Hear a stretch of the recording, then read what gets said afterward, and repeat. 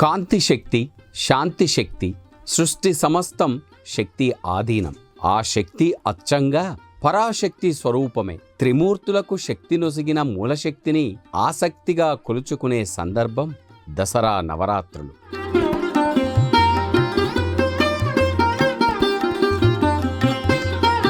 అమ్మను నవరూపాల్లో ఆరాధిస్తూ నవశక్తిని సంతరించుకుంటాం.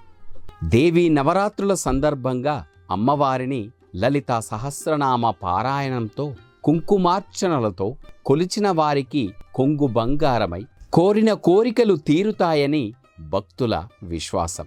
దేవీ నవావరణ అర్చనలతో, చతుషష్ఠి పూజలతో, నియమనిష్టలతో దేవీ ఆరాధన వైభవంగా జరుపుకోవాలి. ఏ శక్తి సకల సృష్టి స్థితి లయలకు, సమస్త చైతన్యానికి మూలమో ఆ శక్తినే దివ్యంగా ఆరాధించాలి. యా దేవీ సర్వభూతేషు మాతృరూపేణ సంస్థిత నమస్తస్యై నమస్తస్యై నమస్తస్యై నమో నమః. ఈ సకల చరాచర సృష్టికి మాతృరూపిణిగా ఉన్న తల్లికి నమస్కారం. ఈ సృష్టికి మూలం అమ్మ. ముగ్గురమ్మల మూలపుటమ్మ అయిన దేవీ రూపమే అఖిలాండ కోటి బ్రహ్మాండ నాయకి అయిన పరాత్పరి రూపం. దేదివ్యమైన రూపమే ఆ దేవీ రూపం. అది కాంతి ప్రవాహం. దేవి అనుగ్రహమే ఇచ్ఛాశక్తిగా, జ్ఞానశక్తిగా, క్రియాశక్తిగా దర్శనమిస్తుంది. ఇచ్ఛ అంటే కోరిక. ఆ కోరికను నెరవేర్చే విధానమే జ్ఞానం. నెరవేర్చే పనే క్రియ. ఈ మూడింటిని సక్రమంగా నిర్వహింపజేయాలంటే ఆ తల్లి అనుగ్రహం తప్పక ఉండాలి. అఖండ కాంతి అమ్మవారి ఇచ్ఛ. దేవి అవ్యక్త స్వరూపమే కాంతి.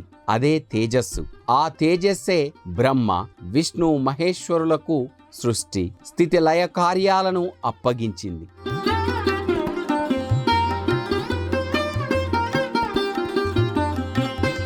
పరబ్రహ్మ స్వరూపిణిగా తల్లి ఈ పనులు నెరవేర్చడానికి శక్తిని ప్రదానం చేస్తూనే తాను కూడా భాగస్వామి అయింది. సమస్త సృష్టికి మూలశక్తి అయిన అమ్మవారిని ఆరాధించే అద్భుత సందర్భం ఈ దేవీ నవరాత్రులు. అశ్వయుజ శుద్ధ పాడ్యమి నుంచి విజయదశమి వరకు దేవీ శరన్నవరాత్రులు వైభవంగా జరుగుతాయి. శరదృతువులో జరుపుకుంటాం కాబట్టి దేవీ నవరాత్రులను శరన్నవరాత్రులు అని కూడా పిలుచుకుంటారు భక్తులు. శరత్కాలం ప్రశాంతతకు నిలయం. తెల్లగా మెరిసే మేఘాలు, చంద్రుని తెల్లని వెన్నెల ఈ ఋతువుకు చాలా ప్రత్యేకతను సంతరించి పెట్టాయి. అతిశీలం, అతివేడిమి కాని సమశీతోష్ట వాతావరణం ఉంటుంది ఈ కాలంలో. వర్ష ఋతువు ఫలితంగా సరస్సులు, చెరువులు, నదులు అన్నీ కూడా జలకలతో కనువిందు చేస్తూ ఉంటాయి. శరత్కాలం స్వచ్ఛతకు సంకేతం. దేవీ ఆరాధనకు అనువైన సమయం కాబట్టి ఈ ప్రశాంత సమయంలో 9 రోజుల పాటు అమ్మవారిని 9 రూపాల్లో కొలుచుకుంటాం. ఈ 9 రోజుల్లో మొదటి 3 రోజులు పార్వతీదేవిగా, తరువాతి 3 రోజులు లక్ష్మీదేవిగా, చివరి 3 రోజులు సరస్వతీదేవిగా ఆ దేవిని కొలుస్తారు, పూజిస్తారు.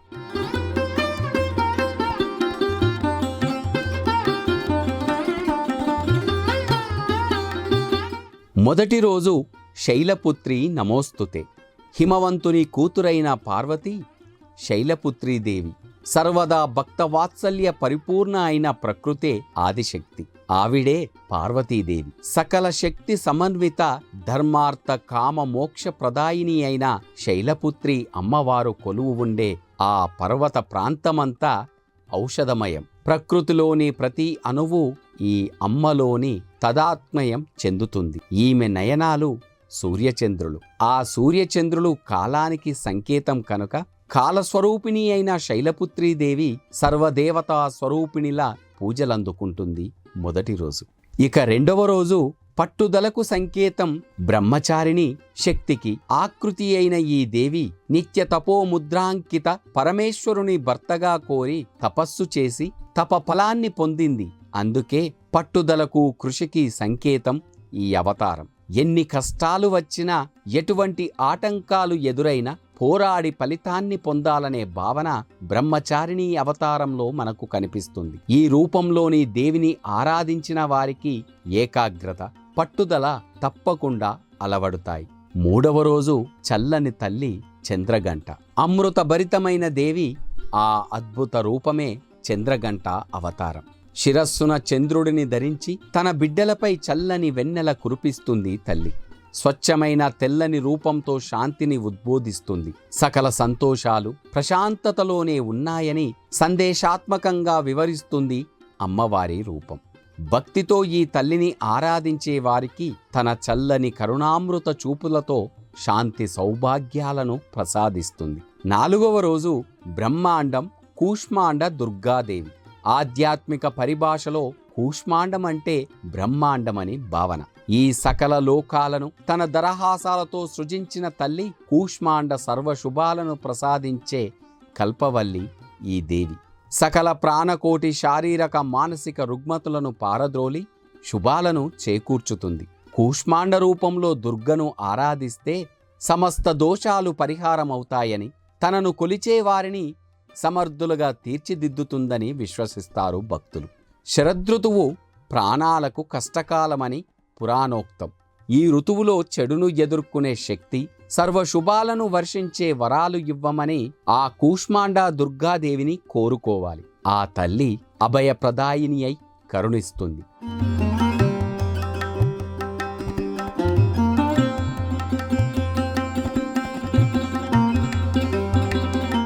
5వ రోజు విశ్వజనని స్కందమాత. ఆ దేవత అమ్మగా కనిపించే అద్భుతమైన రూపం స్కందమాత. స్కందుడు అంటే కుమారస్వామి. ఆయనకు తల్లి కాబట్టి పార్వతీదేవి స్కందమాత అయింది. ఈ రూపంలో శ్వేతవర్ణంలో కుమారస్వామిని లాలిస్తూ దర్శనమిస్తుంది దేవి. తన బిడ్డలందరిపై అమృతాన్ని కురిపిస్తూ అభయం ప్రసాదిస్తుంది ఈ చల్లని తల్లి. 6వ రోజు కల్పవల్లి కాత్యాయని. సింహవాహనంపై కరవాలం చేతబూని దుష్ట సంహారకారిణిగా జగద్రక్షణిగా విరాజిల్లుతుంది ఈ తల్లి. కాత్యాయని అవతారం. పార్వతీదేవి తనకు కుమార్తెగా జన్మించాలని కాత్యాయన మహర్షి తపస్సు చేశాడు. ఆయన అభీష్టం నెరవేర్చిన అమ్మవారు కాత్యాయునిగా రూపుదాల్చింది. ఆదిశక్తి అయిన దుర్గాదేవికి కాత్యాయని అని, కన్యకుమారి అని పేర్లు కలవు. కాత్యాయని మన బుద్ధిని ప్రేరేపిస్తుంది. భవజలది, చింతాజలది, సంసార జలది అనే భవసాగరాల నుంచి మనుషులను ఉద్ధరింపజేస్తుంది. అందుకే ఆ తల్లిని కాత్యాయని అని భక్తులు ప్రేమగా పిలుచుకుంటారు. 7వ రోజు ఉగ్రరూపిణి కాలరాత్రి. ప్రపంచానికి వాటిల్లిన ఉపద్రవం నుంచి ఈ మానవాళిని ఉద్ధరించడానికి అవతరించిన దేవిగా కాలరాత్రిని భావిస్తారు. నల్లని రంగులో అభయహస్తంతో గాడిద వాహనంపై లోకభీకర రూపంలో సాక్షాత్కరించింది ఈ తల్లి. కాలరాత్రిదేవి ఆమె వాహనం కూడా కాలమేఘంలా దర్శనమిస్తుంది. నలుపు రంగులో శోభిల్లే ఈ కాలరాత్రి అవతారాన్ని ఆరాధిస్తే మనపై ఉన్న చెడు తొలగి సకల శుభాలు వర్షిస్తాయి.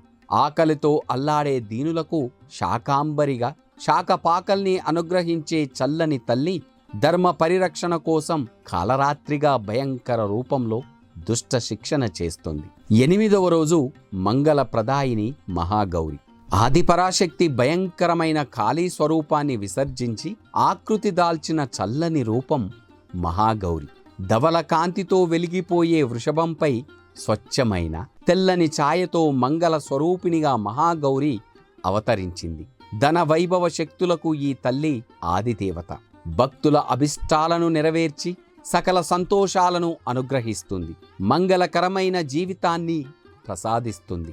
ఆ గౌరీదేవి దర్శనంతో మన మనసులలో కల్మషం తొలగిపోయి నిర్మలమైన భావన కలుగుతుంది. 9వ రోజు అభీష్ట ఫలదాయిని సిద్ధిదాత్రి. అష్టమి నాడు మహాగౌరిగా కనిపించే అమ్మవారు మహార్నవమి రోజు సిద్ధిదాత్రిగా దర్శనమిస్తుంది. కమలంపై పద్మాసనంలో కూర్చొని ఒక చేతిలో కమలం ధరించి కరుణామృత ధారలను కురిపిస్తూ ఉంటుంది.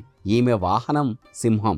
సకల అభిష్టాలను నెరవేర్చే దేవత ఈమె. సాక్షాత్తు శివుడికే సర్వసిద్ధులను ప్రసాదించిన దేవత సిద్ధిదాత్రి. ఈ తల్లిని కొలిచిన వారికి అష్టసిద్ధులు కలుగుతాయి. లౌకిక అలౌకిక సిద్ధులు సిద్ధిస్తాయి. జ్ఞానాన్ని మోక్షాన్ని అనుగ్రహిస్తుంది ఈ దేవత. అందుకే భక్తులందరూ దేవీ నవరాత్రులను ఎంతో వైభవంగా ఎంతో భక్తి శ్రద్ధలతో జరుపుకొని అమ్మవారి కరుణా కటాక్షాలకు పాత్రులవుదాం.